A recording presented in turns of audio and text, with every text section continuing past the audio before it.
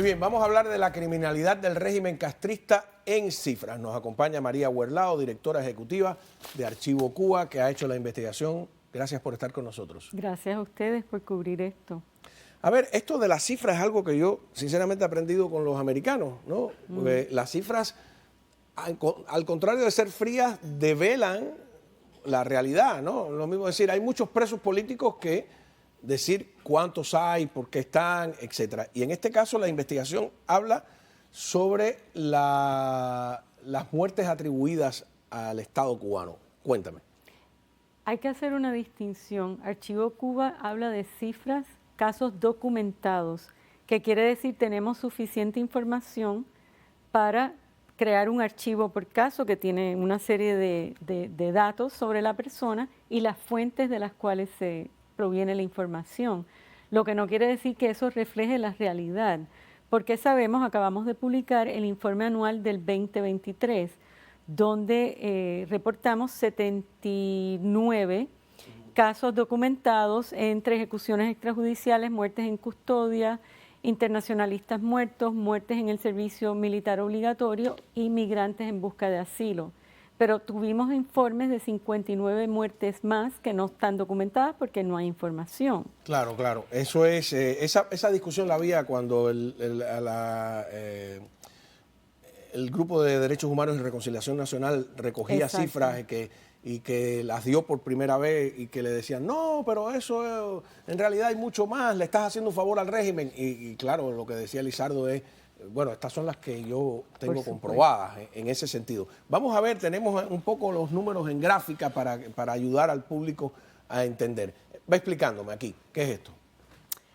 Entre el 2018 y el 2023 tenemos 347 muertes y desapariciones documentadas atribuidas al Estado cubano. El año pasado hubo muchas más, hubo muchas muertes en intentos de salida. ¿Esto no incluye el 24?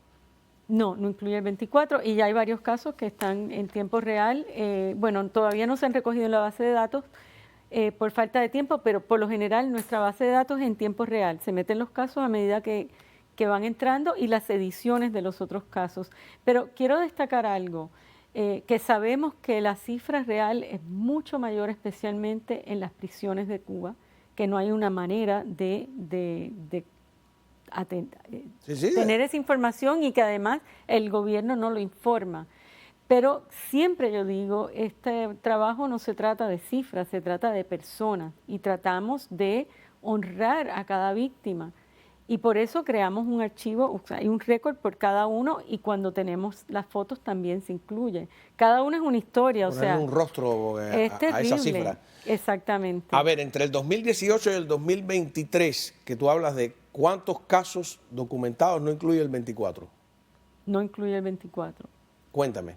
Y de ese... 201 casos documentados. Y cuando tú dices de atribución directa al Estado cubano, ¿qué significa? Por ejemplo, personas que han sido asesinadas o han muerto en custodia de agentes del Estado, a manos de agentes del Estado. Eso es la definición. Eso es de directo. La definición de asesinato extrajudicial es a manos de un agente del Estado.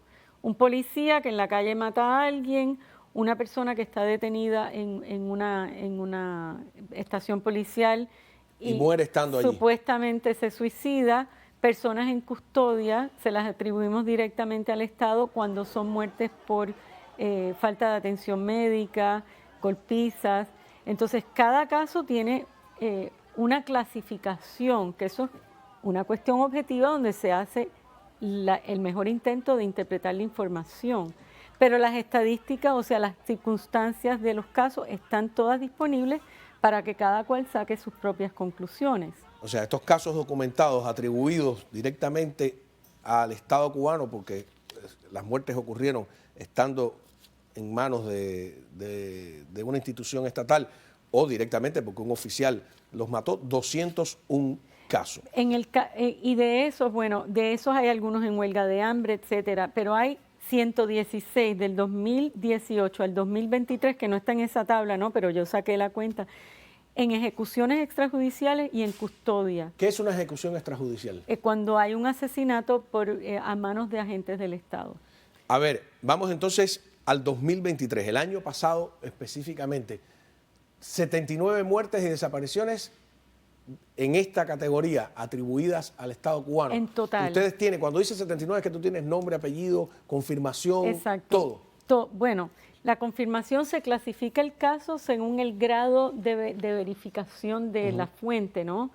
Hay veces que hay fuentes primarias, muchas veces en los últimos casos hemos podido utilizar informes de la prensa independiente dedicados a Cuba que han hecho un trabajo excepcional porque no hay recursos para estar llamando, buscando a las familias. O sea, en Cuba no se puede hacer trabajo de campo. Para que tú tengas una idea de lo difícil que es esto, hoy yo me di a la tarea de volver a revisar las estadísticas del periodo de la dictadura de Pinochet, que yo tengo muy fresco ese caso porque viví en Chile durante los últimos 3 años de Pinochet y la democracia. Viví 7 años en Chile. El primer informe RETIC, y esos eran pocos casos donde había una cierta posibilidad de hacer trabajo en Chile, existía la Vicaría de la Solidaridad, había contactos con la familia, cobertura de prensa, pero el primer informe RETIC dio un saldo de, a ver si lo anoté aquí, por aquí, dio un saldo de 2.298 muertes y desapariciones. Eso fue bajando y el último informe da un saldo de 999 en total, el último informe de la Comisión de Reconciliación. Entonces pasó lo mismo con las muertes de las Torres Gemelas en Nueva York, donde yo viví en aquel entonces. Se demoró muchísimo en corroborar esa estadística y terminó en 3.000 y pico. Entonces, en Cuba se hace más difícil este trabajo por la falta de trabajo de campo.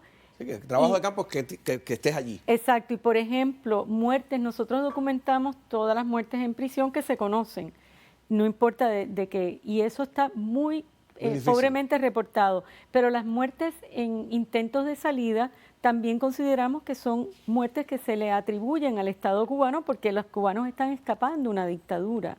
Pero entonces eso queda en esta... Nebulosa, en una cuestión nebulosa, y a veces nos ha pasado que se ha reportado un caso, que han denunciado a las familias de un desaparecido que aparece. Entonces todo eso requiere un trabajo que va a requerir mucho tiempo y ojalá el día de mañana se preserven los archivos. No, que están haciendo un trabajo ustedes. De la Guardia Costera, de la policía, etcétera, para poder realmente llegar a una cifra real. Detrás de ti hay unas fotografías. Son fotografías de las víctimas del 2023. Ajá. Vamos a una pausa. Cuando regresemos, no sé si tienes a algunos ¿sabes quiénes son? Por ejemplo, estoy intrigado. ¿Quién es la muchacha? ¿En qué circunstancias murió? Los conozco a todos. Vamos a ponerle un rostro a las cifras. Volvemos. Continuamos hablando con María Huerlao, directora ejecutiva de Archivo Cuba, que ha documentado 79 muertes el año pasado y desapariciones atribuidas al Estado cubano, pero de una cifra de 347 desde el 2018. Vamos a ponerle rostro a algunos de estas cifras. Tenemos precisamente la fotografía acá. ¿Me puedes decir, por ejemplo, quiénes son de izquierda a derecha, de arriba, los de arriba, por ejemplo? ¿Cómo no? Quiero decir antes que es difícil escoger quiénes poner y quiénes no. Ajá. Pero muchas de las fotos no tienen buena calidad, o sea, tampoco esa es una de las razones. No por el caso, no por el mérito, todos tienen mérito. Hay algunos casos que no hay fotos, pero quiero aclarar eso, ¿no? El primero de izquierda a derecha, ajá, en la fila superior es Kevin Canlo, murió bajo custodia en la prisión de Cuivacán de Mayabeque, tras recibir una brutal paliza a manos del subdirector de la prisión, y está el nombre en el archivo. Recuerda, cada uno se puede buscar, cada uno tiene entrando un archivocuba.org / ¿cómo es en español? Database, o pueden buscar en archivocuba.org y arriba dice base de datos. Y ahí pueden buscar... pueden buscar por nombre, pueden buscar por fecha, por causa de muerte, por localidad. La base de datos es muy completa en ese sentido para sacar todos informes. Comprobados, no son especulaciones ni imaginación. Bueno, seguimos, ¿el segundo? La segunda murió en un accidente en México. ¿La segunda estás hablando de la de abajo? No, la segunda persona. De arriba. El muchacho de la derecha que tiene la mano en la cabeza. Sí, que el dedo. Ella se llama... ¿Es una muchacha? Se llama Shakira Martínez, de 21 años. Es una de 11 víctimas en un accidente en Chiapas que estaban tratando de llegar a la frontera. Se conocen los nombres de 7 de las. ¿Pero es de las esta 11 o es la víctimas. Esa, Shakira Martínez. Ah, esta que está aquí? Esa. Ah, ok. Sí. Porque nos saltamos al otro que tiene el dedo en la... No, ese es Rafael Rodríguez, si mal no recuerdo. Sí, Rafael Rodríguez, de 29 años, un trabajador por cuenta propia, que fue asesinado por un policía investigativo, pero el cadáver mostraba el disparo por atrás y señas de una golpiza. ¿Y dónde fue? ¿Estando en manos de la policía? Sí, no recuerdo, aquí no dice el lugar, no me acuerdo el lugar, en qué lugar fue esto. Pero bueno, el récord tiene lugar, fecha, a veces tiene hasta los nombres, ¿no? Entonces el que está al lado de él es Ernesto Miranda, de 18 años, que murió en el servicio militar obligatorio en marzo, y la familia refutó el informe de que se había suicidado. Muchas veces, cuando no hay testigos, dice que fue muertes por suicidio. En algunos casos sí son muertes porque en el servicio militar ocurren suicidios por muchísimas razones. Tenemos un informe muy completo sobre el servicio militar de fecha de octubre. Si van al sitio de Archivo Cuba, ahí hay mucha información sobre el servicio militar y muertes y demás. Las condiciones son terribles en el servicio militar. El de la derecha, vamos de nuevo a la foto principal. Arriba, el de la derecha, ¿quién es? No sé cuál de acá, la derecha.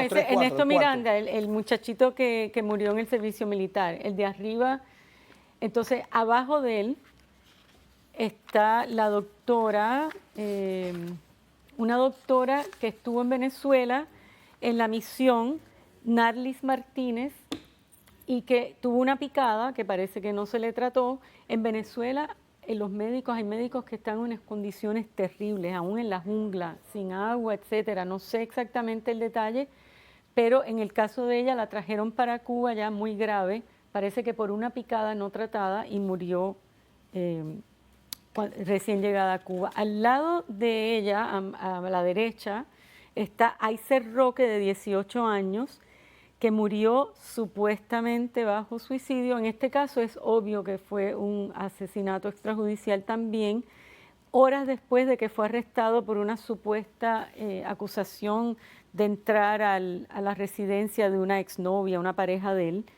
Entonces había participado en las protestas del 11 de julio en Placetas.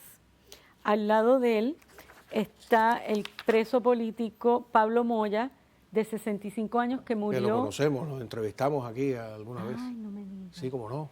Sí, y protestó en las calles, cómo no. Tristemente, sí. Él hizo una huelga de hambre de protesta y murió en día 40. Él tenía diabetes, recuerdo ese detalle. Sí, no le daban tratamiento médico. Y la presión alta también. Le dieron una golpiza, los presos comunes, que es común también en las cárceles, y murió, ya lo llevaron a la clínica ya agonizando.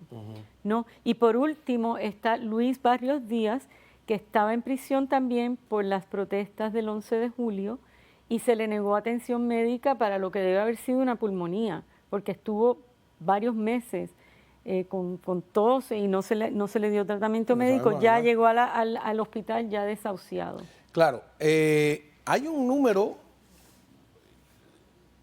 yo creo que determinado en algún momento, de prisioneros del 11J que han muerto en las cárceles y que se han reportado bajo custodia o que los han soltado ya para que mueran. Poco, o sea, en realidad ahora mismo no me viene a la mente así un caso. El año pasado había por lo menos uno o dos. No, o sea, que nosotros sepamos, no han muerto tantos. Ellos los cuidan porque hay mucha atención sobre esos casos, sobre los presos de conciencia o los del 11J. Murió uno en intento de salida en un asesinato extrajudicial o desaparecido el año pasado, y murió uno por falta de atención médica, que yo recuerde. Pero son tantos los casos que a veces se me olvida, ¿no? Y hay otra persona que trabaja en esto con nosotros, que es George Utzet, que hace un trabajo extraordinario con estos casos. Él es el que lo hace más día a día. Una vez que tienes esta información, ¿a dónde se distribuye? ¿Qué hace uno para que le hagan para que tenga repercusión? Esa es la gran pregunta. Archivo Cuba no tiene recursos, no tiene fondos de gobierno, trabajamos muy voluntario, la información es pública y tratamos de que otras organizaciones que sí tienen recursos lo diseminen. Ahora, nosotros trabajamos en inglés y en español, la base de datos está en inglés, tenemos una lista que se manda a gobiernos, Naciones Unidas, Unión Europea, otras ONG, con la idea de que esta información se difunda. Sin embargo, es frustrante ver que al mundo como que no hace caso, no toman esto en cuenta. Y a mí me sorprende que también los activistas de derechos humanos y otras organizaciones con recursos no le den más atención a esto, que es el primer derecho. El primer derecho es a la vida y a la seguridad de la persona que se está violentando. Para volver al caso de Pinochet, en el caso de Pinochet, de la dictadura de Pinochet, las muertes y las desapariciones forzosas fueron al principio, después del golpe militar por lo general. Cuando yo llegué a vivir a Chile en el año 86, acababa de pasar, o en esos días pasó, que dos muchachos que iban para una protesta con elementos para quemar neumáticos y demás, una patrulla militar los quemó a ellos con el mismo material que ellos llevaban. Uno de ellos murió, Rodrigo Rojas, y Carmen Quintana, si mal no recuerdo el nombre de ella, la quemaron en gran parte del cuerpo. Ese caso dio vuelta al mundo por años. A ella la llevaron al mundo entero. O sea, Pinochet no podía ir ni a la esquina. Y ya te digo, no hay comparación cuando tú dices, ¿qué pasa aquí? No, si solo una recopilación de las imágenes del 11 de julio deberían perseguir a esos funcionarios cubanos que se pasean por el mundo como si nada. No, y encima no solo se pasean por el mundo como si nada, como lo han hecho siempre con total impunidad, sino que las relaciones internacionales de Cuba se han mejorado. Cuba recibe más ayuda, más apoyo internacional, más credibilidad que antes. Cuba está electa en los consejos, en las comisiones ejecutivas de muchísimos organismos de Naciones Unidas, etcétera. Es una cosa insólita que podemos explicar, bueno, gracias a la propaganda, a la inteligencia, a un trabajo que ha hecho Cuba de influencia internacional por décadas. A la complicidad y a la realmente falta de interés. Hay muchas interpretaciones sobre eso. Unos que dicen que Cuba se ampara en su poco peso específico en la economía y la política internacional, pero yo creo que hay algo más que eso, ¿no? En ese sentido, ¿no? De todas maneras, están ahí las cifras, es un trabajo serio, un trabajo que tendrá que ampliarse, están los rostros, ¿no? Vamos a una pausa y cuando regresemos...